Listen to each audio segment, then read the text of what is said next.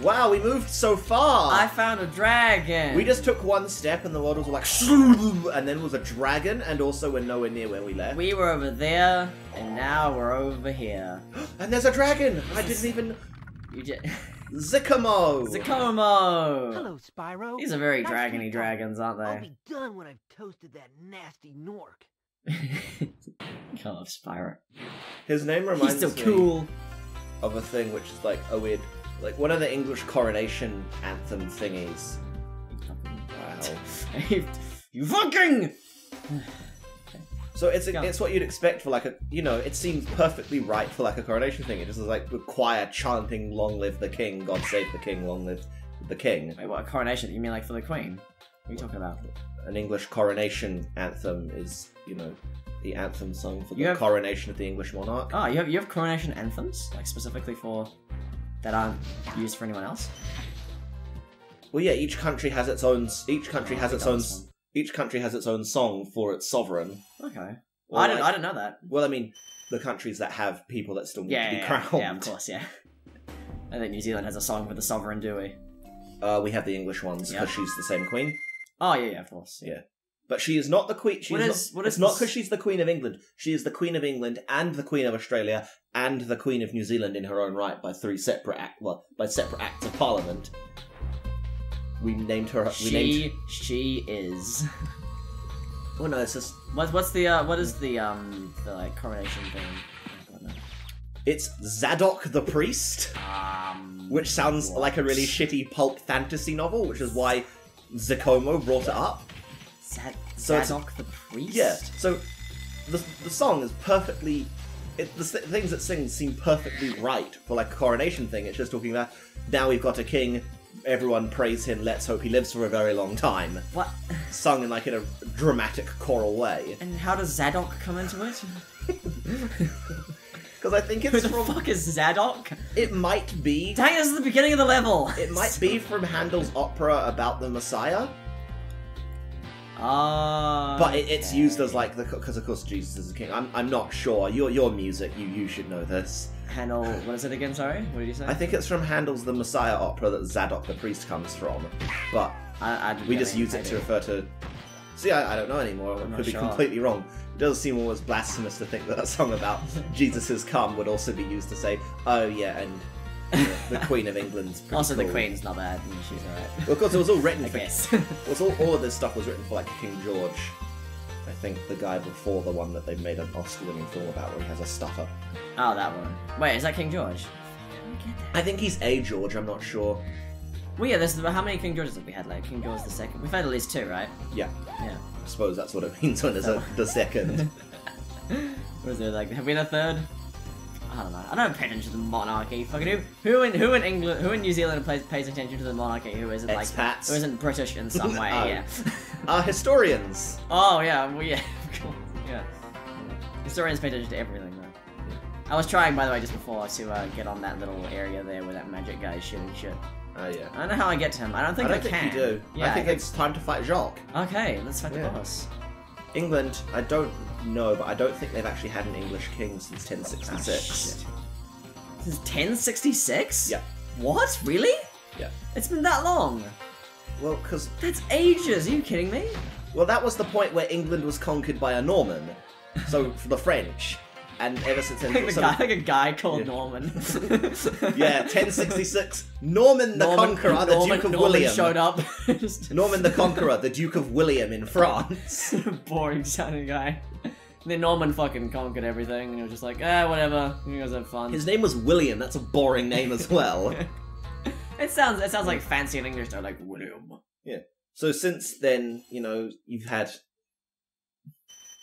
French. You have. At a certain point, they end up getting some Scottish ones. Scottish kings? Yeah. Oh, really? Because James I was James VI of Scotland, although he was half French. Oh, look at these guys. He was half French anyway, and all of that shite. And then after a while, they ran out of kings, so they had to be like, oh, who's the closest descendant that we can also put in power? Because there's like issues of illegitimacy and Catholics. Oh damn! Oh. Catholics. And so they went over to Germany and they grabbed the Elector of Hanover, who was a German prince, and ever since then they've ruled as the Windsors, who are the current line, formerly the Saxe-Coburgs. They changed their name when they were fighting the Krauts in World War I, because they didn't want the English getting pissed off at their monarchs for being German. Okay. Fucking monarchy is just so weird. Isn't it? It's so hard to keep track of. Yeah. Well, it's really buzzy of England to still have a monarchy. Sorry, I'm trying. No, I can see. Keep talking about the fuck. Keep talking about the monarchy. They're like the sovereigns. Yeah. Oh, for the longest time, they like made a deal. It's the Adam Lambert song you were singing. Also, just while we take a break, do you see these guys with their flowers? And they look so nice, and they're like ready to like hand me the flower. Like, well, they look really evil because they look nasty. And then he's all like, "Ah, flower!" And they've got like really long arms. They actually look really sinister. Yeah, they're kind of creepy. Got a flower. Yeah, it's kind of strange. Anyway, fucking monarchy. Do you have anything else to say? Or not really. Loads and loads and loads. What's worth saying though? Did you care at all about the royal wedding? Not really. Yeah, I don't think so. It rekindled my Republican fire. I want to see the monarchy abolished and her Republican fire. I want to see it abolished and all of the state stuff and down with kings. Down with kings.